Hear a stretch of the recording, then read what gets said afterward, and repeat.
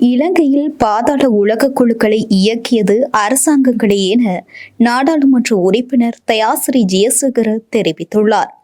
வரவு செலவு திட்டம் மீதான குழுநிலை விவாதத்தில் உரையாற்றிய போது முன்னாள் அமைச்சரும் நாடாளுமன்ற உறுப்பினருமான தயாசிறி ஜெயசேகர இவ்வாறு தெரிவித்துள்ளார்.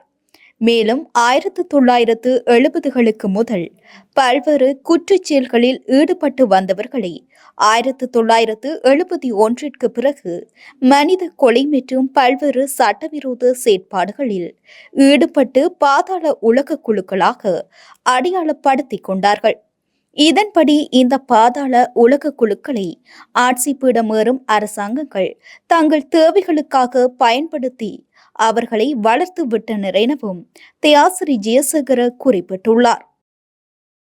அத்துடன் பாதாள உலக குழுக்களுக்கு ஒத்துழைப்புகளையும் பயிற்சிகளையும் ஜேவிபி வழங்கியதாக தமிழீழ விடுதலை புலி இயக்கத்தின் முன்னாள் உறுப்பினரும் நாடாளுமன்ற முன்னாள் உறுப்பினருமான பிள்ளையான் கூறியதாக தயாசிறி ஜெயசேகர சுட்டிக்காட்டியுள்ளார்.